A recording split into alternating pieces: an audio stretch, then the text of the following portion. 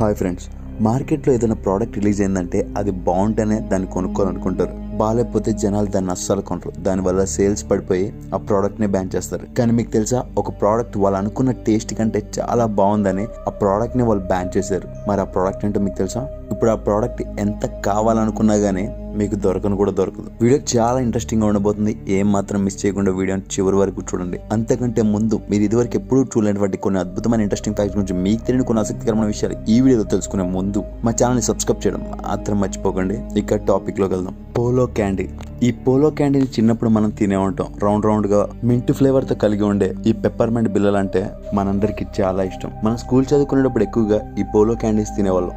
అప్పుడు దీని రేటు కేవలం 5 రూపాయలు ఉండేది. అప్పట్లో మనం ఈ ప్యాకెట్ తినాలంటే ఒక రోజంతా పట్టేది. అంత కష్టంగా ఒక ప్యాకెట్ కంప్లీట్ చేసేవాళ్ళం. ఈ క్యాండీ నోట్లో వేసుకోగానే దాని యొక్క రిఫ్రెషింగ్ మరియు స్వీట్ ఫ్లేవర్ మన యొక్క మూడ్నే చేంజ్ చేస్తుంది. కానీ ఇప్పుడు ఈ పోలో ప్యాకెట్స్ ఎక్కడ దొరకట్లేదు. అంటే పూర్తిగా డిస్కంటిన్యూ చేశారు. అక్కడక్కడ కొన్ని స్టోర్లో మాత్రమే ఈ పోలో క్యాండీస్ దొరుకుతున్నాయి. కొన్ని రోజుల తర్వాత మొత్తానికే ఈ పోలో క్యాండీస్ని డిస్కంటిన్యూ చేస్తున్నారు. దానికి మెయిన్ రీజన్ సేల్స్. ఈ పోలో క్యాండీస్ యొక్క సేల్స్ బాగా పడిపోవడం వల్ల దాని మ్యానుఫ్యాక్చరింగ్ కాస్ట్ కూడా వారికి రావట్లేదు. దాని కారణంగా ఈ పోలో క్యాండీస్ని కొన్ని రోజుల్లోనే డిస్కంటిన్యూ చేయబోతున్నారు. హైదరాబాదీ హంగామా. మీరు ఎప్పుడైనా ఈ హైదరాబాదీ హంగామా కుర్కురే ప్యాకెట్ని చూసారా? ఒకవేళ మీరు కుర్కురేని రెగ్యులర్ బేసిస్ లో తింటే ఈ హైదరాబాదీ హంగామా ఫ్లేవర్ ను కూడా మీలో చాలా మంది రుచి చూసుంటారు. ఒకప్పుడైతే ఈ ప్యాకెట్లు దొరికేవి, కానీ ఇప్పుడు ఈ ప్యాకెట్లని డిస్కంటిన్యూ చేశారు. అయినా కానీ హైదరాబాద్ పబ్లిక్ ఈ ప్యాకెట్లని చాలా మిస్ అవుతున్నారు. హైదరాబాద్ లో ఈ ప్యాకెట్స్ ఒకప్పుడు విచ్చలవిడిగా సేల్ అయినప్పటికీ దీన్ని ప్రస్తుతం డిస్కంటిన్యూ చేశారు. హైదరాబాద్ వారికి అప్పట్లో ఈ కుర్కురే ప్యాకెట్లు ఎందుకు ఇంత నచ్చాయంటే హైదరాబాదీ ఫ్లేవర్స్ ని మిక్స్ చేసుకొని చాలా స్పైసీగా ఇక్కడి వారి టేస్ట్ ప్రకారం ఆ కుర్కురేని తయారు చేశారు. అందుకే ఆ కుర్కురే ప్యాకెట్లకి అంత క్రేజ్. కానీ కొన్ని కారణాల వల్ల ఇప్పుడు ఆ ఫ్లేవర్ దొరకట్లేదు. ఆ ప్యాకెట్ని కూడా ఎలా డిజైన్ చేశారంటే హైదరాబాదీ బిర్యానీ ఎంత స్పైసీగా ఉంటుందో అదే స్పైసీనెస్ ఆ ప్యాకెట్ మీద కనిపించేలా కూడా డిజైన్ చేసుకున్నారు. మరి మీలో ఎంతమంది ఈ ప్యాకెట్ మళ్ళీ రావాలని కోరుకుంటున్నారో కింద కమెంట్లో రాయండి. హజ్మోలా. చిన్నప్పుడు చదువుకునేటప్పుడు ఈ హజ్మోలా ప్యాకెట్లను నేనైతే చాలా తినేవాడిని. కానీ హజ్మోలా అంటే కొంచెం ఘాటుగా, ఉప్పగా, పుల్లగా అన్ని ఫ్లేవర్స్ని కలిగి ఉంటుంది. కానీ మీరు ఎప్పుడైనా ఈ ఆరెంజ్ ఫ్లేవర్ హాజ్మోలాని తిన్నారా? హాజ్మోలా అంటే కేవలం ఒక ఫ్లేవరే కాదు. అప్పట్లో ఇమ్లీ, కోకోకోలా, అమృత్ ఫ్లేవర్లో కూడా ఈ హాజ్మోలా దొరికేది. కానీ అందరు ఎక్కువగా నార్మల్ హాజ్మోలానే ఇష్టపడేవారు. అప్పట్లో హాజ్మోలాలు బాగా అమ్ముడయ్యాయి కాబట్టి రకరకాల ఫ్లేవర్స్తో కూడా ఈ హాజ్మోలాని అమ్మి ట్రై చేద్దామని కొన్ని ఎక్స్పెరిమెంట్లు చేశారు. కానీ అవి అంత క్లిక్ అవ్వలేదు. దానికి మెయిన్ రీజన్ వాటి యొక్క ఫ్లేవర్ మరియు బ్యాడ్ క్వాలిటీ. దానివల్ల కొన్ని రోజులకే ఆ ఫ్లేవర్డ్ హాజ్మోలాలన్నీ బ్యాన్ అయిపోయాయి. ఒకవేళ మీరు కూడా ఈ ఫ్లేవర్డ్ హాజ్మోలాలు తింటే మీకు అది నచ్చిందా? ఒకవేళ నచ్చితే దాని యొక్క టేస్ట్ ఏ విధంగా ఉండేదో కింద కమెంట్లో రాయండి. Ambassador car. డిస్కంటిన్యూ అయిన ఏ ప్రోడక్ట్కైనా వేరే కొత్త ప్రోడక్ట్తో రీప్లేస్ అయిపోతుంది. కానీ ఇండియాలో అంబాసిడర్ కార్ డిస్కంటిన్యూ అయినప్పటి నుండి ఇప్పటి వరకు దాని యొక్క ప్లేస్ని ఏ కార్ కంపెనీ కూడా రీప్లేస్ కాలేకపోయింది. ఇప్పటి జనరేషన్కి అయితే తెలియదు, కానీ మన పేరెంట్స్ లాంటి వాళ్ళు రోడ్డు మీద కార్ డ్రైవ్ చేసుకుంటూ వెళ్తే వారు రోడ్డు మీద అంబాసిడర్ కార్లు కనపడలేదనే ఖచ్చితంగా మిస్ అవుతారు. కానీ ఇక్కడ మొదలవుతున్న ప్రశ్న ఏంటంటే, అసలు అంతా బాగానే ఉంది కదా, ఈ అంబాసిడర్ కార్లను ఎందుకు డిస్కంటిన్యూ చేశారని. నిజానికి ఈ కార్లు చాలా స్ట్రాంగ్గా మరియు చూడడానికి అందంగా కూడా ఉంటాయి. కానీ వీటి వల్ల పొల్యూషన్ అనేది బాగా ఎక్కువ అయిపోతుంది. అప్గ్రేడ్ అవుతున్న ప్రపంచం వల్ల ఈ కార్ కంటే బెస్ట్ ఆల్టర్నేటివ్ కార్స్ అనేవి మార్కెట్లోకి వచ్చేసాయి. అయినప్పటికీ ఇండియన్ పబ్లిక్స్కి ఈ కార్లు అంటే ఒక సెంటిమెంట్. ఒకవేళ ఈ కార్ని తయారు చేసిన హిందుస్థాన్ మోటార్స్ వారు ఆ కార్ యొక్క పొల్యూషన్ని అదుపు చేసి కొన్ని స్పెసిఫికేషన్స్తో మారిస్తే, అంబాసిడర్ కార్ని కనుక రీలాంచ్ చేస్తే ఖచ్చితంగా ప్రతి ఒక్కరూ ఈ అంబాసిడర్ కార్లను కొంటారు. యమ్మీ బిస్కెట్స్. మనం చిన్నగా ఉన్నప్పుడు ఈ యమ్మీ బిస్కెట్లను తినే ఉంటాం. ఆ బిస్కెట్ ఎలా ఉంటాయంటే ఆ ప్యాకెట్ చింపంగానే లోపల బిస్కెట్లు మిమ్మల్ని చూసి స్మైల్ ఇస్తున్నట్లుగా ఒక స్మైలీ సింబల్ ఆ బిస్కెట్ల మీద ఉంటుంది. ఇందులో 2 వర్షన్స్ ఉంటాయి. ఒకటి బ్లాక్ వర్షన్ అంటే అది చాక్లెట్ ఫ్లేవర్, ఇంకోటి వైట్ వర్షన్ అది మిల్క్ ఫ్లేవర్తో ఉంటుంది. ఆ తర్వాత గ్రీన్ వర్షన్ అయిన ఇలాచీ ఫ్లేవర్ కూడా వచ్చింది.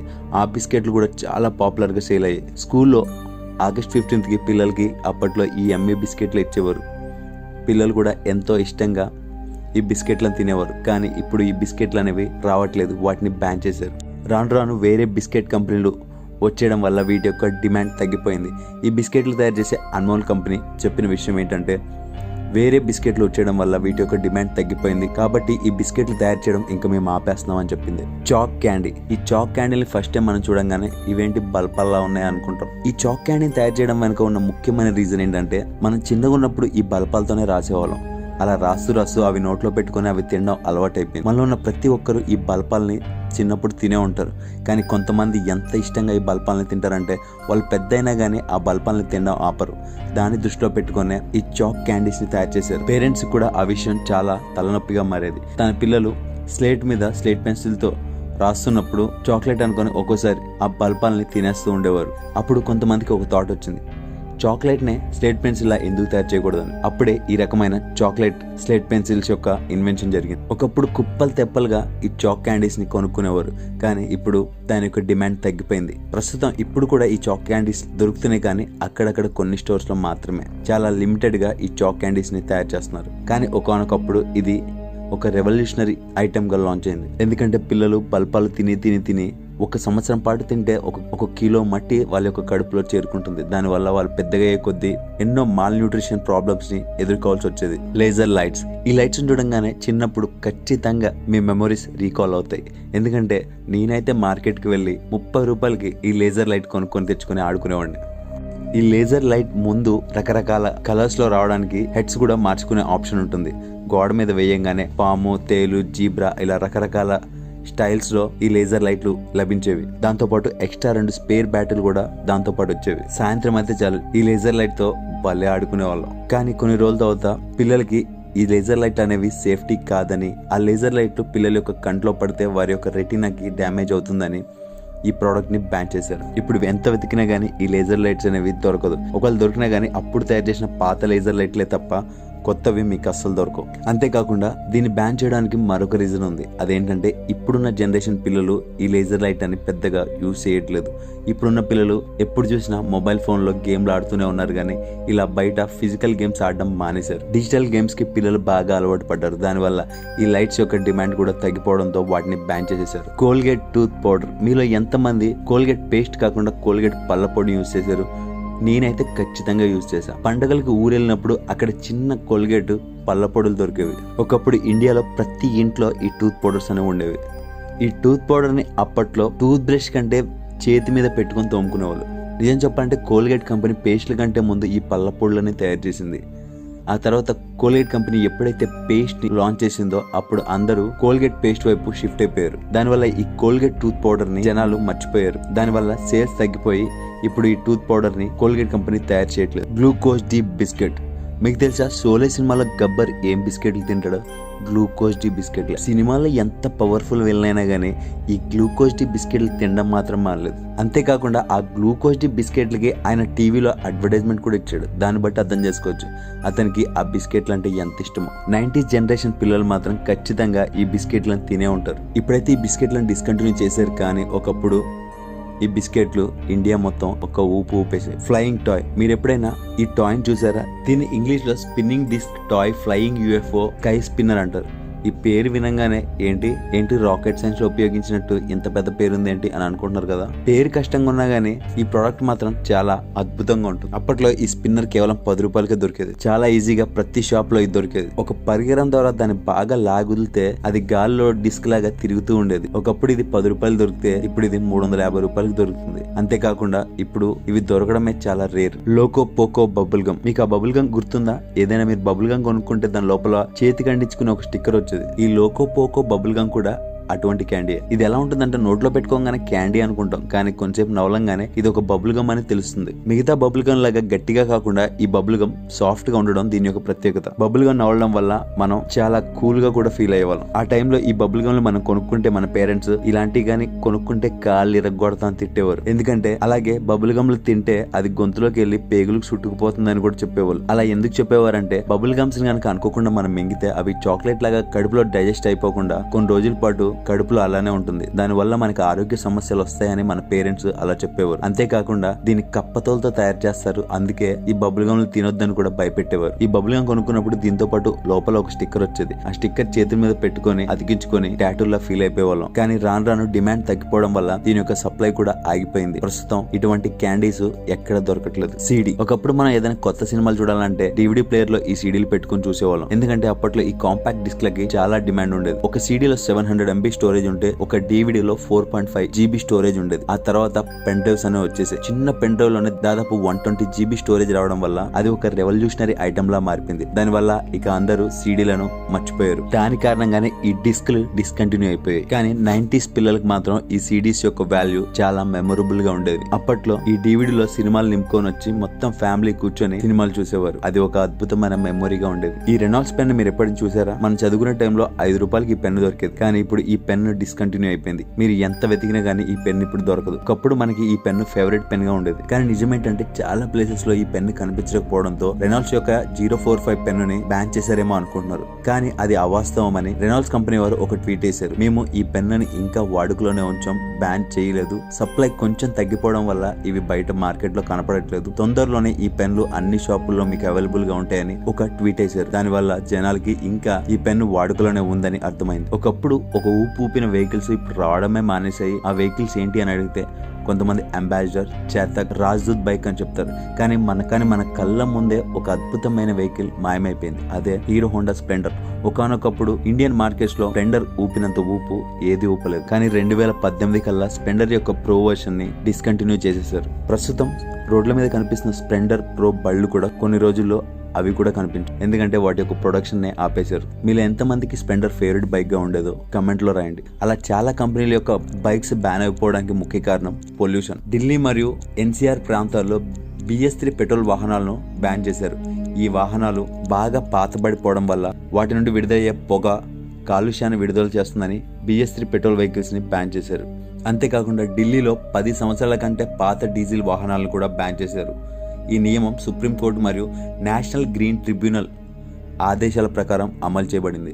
ఢిల్లీలోనే కాదు, 15 ఏళ్లు దాటిన వాహనాలను హర్యానా, మహారాష్ట్ర, ముంబై వంటి మెట్రోపాలిటన్ రీజన్స్ లో కూడా 10 ఏళ్లు డీజిల్ మరియు 15 ఏళ్లు పెట్రోల్ వాహనాలను నిషేధించారు.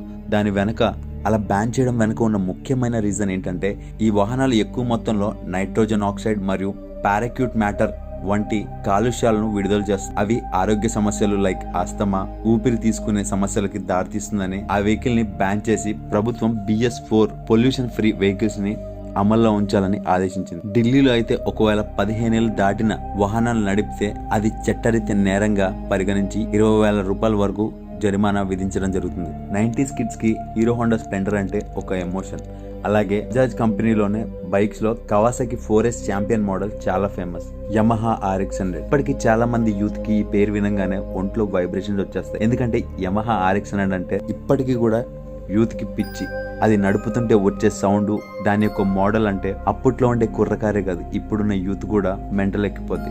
యమహా ఇండియాలో RX100 తో 1990s లో మోడల్ ని రిలీజ్ చేసి ఒక సంచలనమే సృష్టించింది. కానీ ఈ బైక్ కి అన్ని బైకులకు ఉన్నట్టు 5 గేర్లు ఉండవు, 4 ఉంటాయి. అంతేకాకుండా 2 స్ట్రోక్ ఇంజన్ తో ఇది వచ్చింది. అంటే ఈ బండి రన్ అవ్వాలంటే పెట్రోల్ తో పాటు 2 స్ట్రోక్ ఆయిల్ కూడా కొంచెం దాంట్లో కలపాలి. ఏదేమైనా ఇప్పటికీ RX100 అనేది ఒక మాస్టర్ పీస్ లానే మిగిలిపోయింది. పానీపూరి అంటే మళ్ళీ చాలా మందికి ఇష్టం. కానీ ఈ పానీపూరి ఇండియా మొత్తం ఎప్పుడు ప్రసిద్ధి చెందిందో తెలుసా? చిన్న పానీపూరిలలో మసాలా నీళ్ళు నింపి బంగాళదుంపలు లేదా శనగలు నింపి తినే ఈ స్ట్రీట్ ఫుడ్ 1990s లో ఇండియా మొత్తం ఫేమస్ అయింది.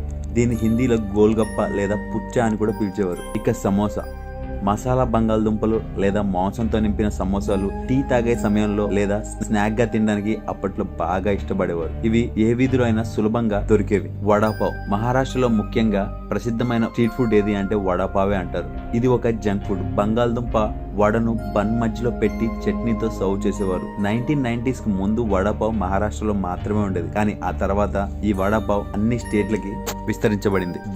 బర్గర్ అంటే ఇప్పుడున్న ప్రతి చిన్న పిల్లలకి నీకేమిష్టం అంటే ఫ్రీజా బర్గర్ అని ముద్దుగా చెప్తూ ఉంటారు. కానీ 1990s కి ముందు ఇండియాలో బర్గర్స్ అనేవి లేవు. 90s టైంలోనే వెస్టర్న్ కల్చర్ ప్రభావంతో ఇండియాలోని కొన్ని నగరాల్లో ప్రవేశించాయి. స్థానిక దుకాణాలు కూడా వెజ్ బర్గర్స్ ను బంగాళదుంప ప్యాటీతో తయారు చేసి అందించేవారు. అప్పట్లో యువత ఎంతో ట్రెండీగా ఈ బర్గర్స్ ని తినేవాళ్ళు. దానివల్ల ఈ బర్గర్స్ అనేవి ఇండియాకి కూడా వచ్చేసాయి. ఇప్పుడు ఇండియాలో వీటి యొక్క ప్రభావం ఎంత ఉందో మీరే ఊహించవచ్చు. చైనీస్ ఫుడ్ 1990s కి ముందు ఇండియాలో నూడిల్స్, ఫ్రైడ్ రైస్, మంచూరియా అనేవి దొరికేవే కాదు. కేవలం బాగా డబ్బున్న వాళ్ళకి పెద్ద రెస్టారెంట్ లో మాత్రమే దొరికేవి. మంచూరియా, ఫ్రైడ్ రైస్, నూడిల్స్ వంటి Indo Chinese street foods 1990s లలో వీధి దుకాణాల్లో మరియు చిన్న చిన్న రెస్టారెంట్స్ లో తయారు చేయడం స్టార్ట్ చేశారు. అప్పట్లో ఈ జంక్ ఫుడ్స్ యువతని బాగా ఆకర్షించాయి. టాటా నానో, ఈ కారు గురించి మనలో ప్రతి ఒక్కరు వినే ఉంటారు. ప్రతి సామాన్యుడికి ఒక కారు ఉండాలనే ఉద్దేశంతో టాటా కంపెనీ ఓనర్ రతన్ టాటా ₹1,00,000 కారుని ఇండియాలో చౌకగా తీసుకురావాలనుకున్నాడు. అదే టాటా మోటార్స్ సంస్థ తయారు చేసిన టాటా నానో. ప్రపంచంలోనే అత్యంత చౌక కారుగా టాటా నానోని ఒప్పుకుంటారు. 2008లో ఇండియన్ మార్కెట్స్ లో ఈ టాటా నానో రిలీజ్ అయింది. దీని యొక్క ధర ₹1,00,000 లోపు ఉంటుందని ప్రకటించారు. కానీ తక్కువ ధర కారణంగా నాణ్యతపై సందేహాలు, భద్రత సమస్యలు ఉండవేమో అని ఆ ఇమేజ్ వల్ల ఈ కారు విఫలమైంది. 2008 నుండి 2018 వరకు దాదాపు 10 ఏళ్ల వరకు కారు మ్యానుఫ్యాక్చరింగ్ జరిగింది. కానీ ఆ తర్వాత ఈ కారు ఇండియాలో ఫ్లాప్ అయిపోవడం వల్ల దీని యొక్క మ్యానుఫ్యాక్చరింగ్ ఆగిపోయింది. దీన్ని ఒక పేదల కారు అని కూడా చెప్పుకోవచ్చు. న్యూ కోక్ 1985లో కోకోకోలా తమ సాంప్రదాయ కోలా రుచిని మార్చి న్యూ కోక్ అనే పేరుతో ఒక కోక్ ని లాంచ్ చేసింది. పెప్సీతో పోటీ పడేందుకు ఈ బ్రాండ్ ని లాంచ్ చేసింది. కస్టమర్లు దీన్ని ఇష్టపడకపోగా తీవ్రంగా వ్యతిరేకించారు. కేవలం 79 రోజుల్లోనే ఈ ఫ్లేవర్ ని తిరగమార్చి కోకోకోలా క్లాసిక్ ను తీసుకొచ్చారు. ఆర్క్ డీలక్స్ 1996లో మెక్డోనల్డ్స్ డబ్బున్న వాళ్ళ కోసమే ఒక ఆర్క్ డీలక్స్ అనే బర్గర్ ని ప్రవేశపెట్టింది. దాని ప్రచారానికి దాదాపు $100 మిలియన్ ఖర్చు పెట్టింది. కానీ ఆ రుచి కస్టమర్లని ఆకర్షించలేకపోయింది. దానివల్ల త్వరలోనే మార్కెట్ నుండి దాన్ని తొలగించడం జరిగింది. గూగుల్ గ్లాస్ 2013లో గూగుల్ స్మార్ట్ గ్లాసెస్ ను ప్రవేశపెట్టింది. దాని యొక్క కాస్ట్ $1,500. కానీ సెక్యూరిటీ సమస్యలు, తక్కువ బ్యాటరీ లైఫ్ మరియు ఆశించిన స్థాయి పనితీరు లేకపోవడం వల్ల ఆ ప్రోడక్ట్ ఫెయిల్ అయింది. 2015లోనే దీని యొక్క మ్యానుఫ్యాక్చరింగ్ కూడా ఆగిపోయింది. ఫైర్ ఫోన్ 2014లో అమెజాన్ తన ఓన్ కంపెనీతో ఒక స్మార్ట్ ఫోన్ తయారు చేసింది. దాని పేరే ఫైర్ ఫోన్. 3D డిస్ప్లే వంటి ఫీచర్లు ఉన్నప్పటికీ ధర ఎక్కువగా ఉండడం, యాప్ ఎకో సిస్టమ్ లేకపోవడంతో ఆ ఫోన్ ఫ్లాప్ అయింది. ఒక్క సంవత్సరంలోనే దాని యొక్క మ్యానుఫ్యాక్చరింగ్ ఆపేశారు.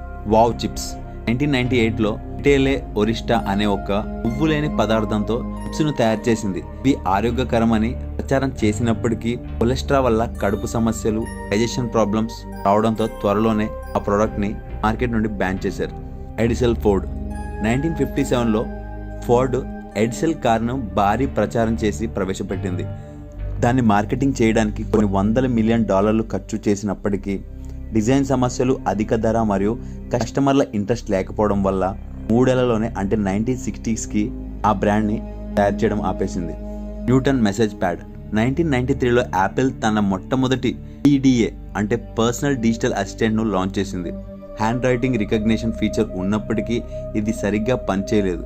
అప్పట్లోనే దీని యొక్క ధర $700 వరకు ఉండడంతో ఈ ప్రోడక్ట్ యాపిల్ కంపెనీలోనే అత్యంత వర్స్ట్ ప్రోడక్ట్గా మిగిలిపోయింది. దానివల్ల 1998లో ఈ న్యూటన్ మాస్ ప్యాడ్ని యాపిల్ కంపెనీ తయారు చేయడం ఆపేసింది. కూర్స్ రాకీ మౌంటైన్ స్పార్కింగ్ వాటర్ పేరు కొంచెం వింతగా ఉంది కదా. ఇది ఒక బియర్ పేరు. 1990స్లో బీర్ కంపెనీ కూర్స్ స్పార్కింగ్ వాటర్ను ప్రవేశపెట్టింది. కానీ బీర్ తాగేవారు దాన్ని ఇష్టపడలేదు మరియు ఇతర బీర్ బ్రాండ్స్తో ఇది మార్కెట్లో పోటీ పడలేకపోయింది. అంతేకాకుండా కూర్స్ రాకీ మౌంటైన్ స్పార్క్లింగ్ వాటర్ అని అంత పెద్ద పేరు పెట్టుకుంటే షాప్కి వెళ్ళి అంత పెద్ద పేరుతో ఎవడు బీర్ కూడా కొండు.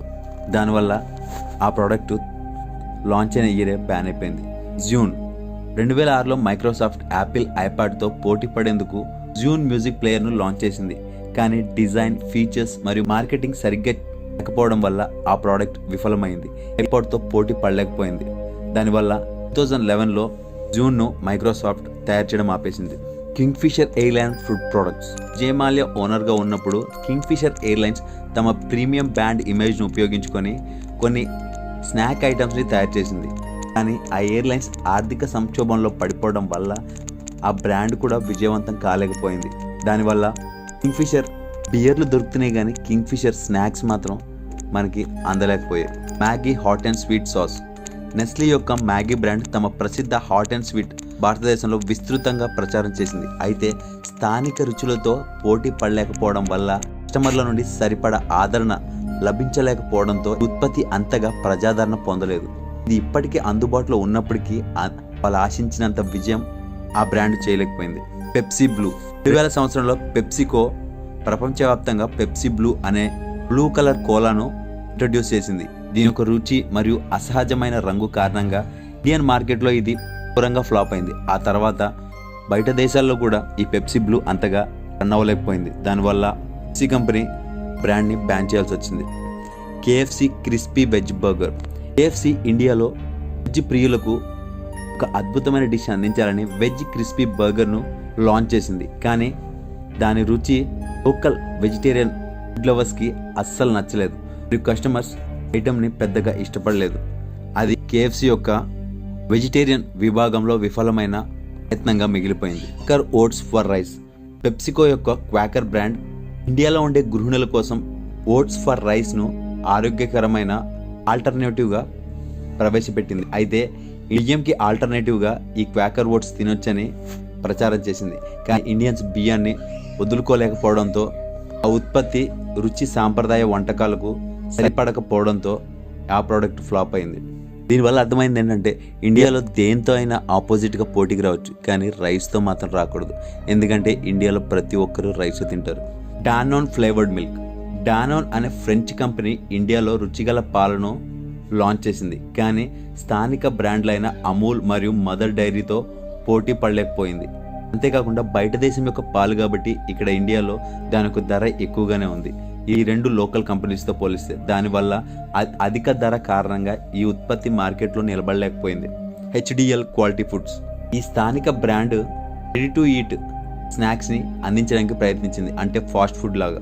కానీ పంపిణీ సమయంలో నెట్వర్క్ బలహీనంగా ఉండడం వల్ల మార్కెటింగ్ వ్యూహాలు సరిగ్గా లేకపోవడంతో ప్రోడక్ట్ త్వరలోనే మూతపడింది. వీడియోకాన్. ఒకప్పుడు ఇండియన్ మార్కెట్లో అతిపెద్ద ఎలక్ట్రానిక్ బ్రాండ్లలో ఒకటిగా ఉన్న వీడియోకాన్ సిఆర్టీ టీవీలు మరియు తర్వాత ఎల్ఈడి టీవీలను తయారు చేసింది. కానీ ఆర్థిక సంక్షోభం, దివాలా సమస్యలు మరియు ఆధునిక సాంకేతికతో పోటీ పడలేకపోవడంతో ఈ బ్రాండ్ మార్కెట్ నుండి కనుమరుగైంది. బీపీఎల్. మనలో చాలామంది చిన్నతనంలో ఈ బీపీఎల్ టీవీలను చూసే ఉంటారు. 1990sలో బీపీఎల్ టీవీలు ఇండియాలో ప్రతి ఇంట్లో సర్వసాధారణంగా కనిపించేవి. సిఆర్టీ టీవీలతో ప్రసిద్ధి చెందిన ఈ బ్రాండు ఎల్ఈడి మరియు స్మార్ట్ టీవీల యుగం వరకు కొనసాగుతూ వచ్చింది. ఆ తర్వాత నాణ్యత సమస్యలు మరియు బలమైన పోటీ కారణంగా దాదాపు ఇప్పుడు ఈ బీపీఎల్ కంపెనీ అంతరించిపోవడానికి రెడీగా ఉంది. ప్రస్తుతం ఈ బీపీఎల్ టీవీలు దొరుకుతున్నాయి, కానీ చాలా తక్కువ క్వాంటిటీలోనే బీపీఎల్ స్మార్ట్ టీవీలు దొరుకుతున్నాయి. ఒనిడా. నిబస్ ఎన్వి ఒక ప్రకటనతో 1980sలలో మరియు 1990sలలో ప్రసిద్ధి చెందిన ఒనిడా సిఆర్టీ టీవీలను బాగా పాపులర్ అయింది. కానీ స్మార్ట్ టీవీలో రాకతో ఈ బ్రాండు సాంకేతికను అందిపుచ్చుకోలేకపోయింది మరియు మార్కెట్ షేర్ కోల్పోవడం వల్ల కంపెనీ మొత్తానికే కనుమరుగైపోయింది. శాన్సుయి. జపాన్కి చెందిన ఈ బ్రాండు ఒకప్పుడు ఇండియాలో ఎల్ఈడి టీవీలను అందించింది. అవి స్థానిక మరియు చైనీస్ బ్రాండ్లతో పోటీ పడలేకపోయింది. సర్వీస్ సపోర్ట్ లేకపోవడం వల్ల ఈ బ్రాండు ఇండియన్ మార్కెట్ నుండి దాదాపు తొలగిపోయింది. ఇంటెక్స్ ఇప్పుడైతే మొబైల్ ఫోన్లను తయారు చేస్తుంది, కానీ ఒకప్పుడు బడ్జెట్ టీవీలను కూడా అందించింది. కానీ నాణ్యత సమస్యలు, అమ్మకాల తర్వాత సేవలు సరిగ్గా లేకపోవడం మరియు షియామీ, రియల్మీ వంటి బ్రాండ్లతో పోటీ పడలేక టీవీ విభాగంలోనే కాదు మొబైల్ విభాగంలో కూడా ఇంటెక్స్ వెనకబడింది. మిటాషి ఒకప్పుడు ఇండియాలో తక్కువ ధరలో టీవీలు అందించే బ్రాండ్గా ఇండియన్ మార్కెట్లో ఎంటర్ అయింది. అయితే కాలంలోనే నాణ్యత లేకపోవడం, సర్వీస్ సెంటర్ల కొరత మరియు పెద్ద బ్రాండ్లతో పోటీ పడలేకపోవడంతో ఈ బ్రాండ్ యొక్క ప్రభావం కోల్పోయింది. సలోరా. 1970s మరియు 1980sలలో టీవీల తయారీలో పేరుగాంచిన సలోరా ఆధునిక సాంకేతికతో అడుగుపెట్టినప్పటికీ స్మార్ట్ టీవీలలో డిమాండ్ పెరిగిపోవడం ఆ బ్రాండ్ యొక్క మార్కెట్ స్థానం కోల్పోవాల్సి వచ్చింది. ఇప్పటికీ చాలా తక్కువ ప్లేసుల్లోనే ఈ సలోరా టీవీలు అరుదుగా కనిపిస్తాయి. కరోనా. వినంగానే కరోనా వైరస్ వచ్చింది అనుకుంటున్నారా? కాదు. 1980s నుండి 90s మధ్యలో ఈ కరోనా అనేది ఇండియాలో ఒక స్లిప్పర్ బ్రాండ్గా ఉండేది.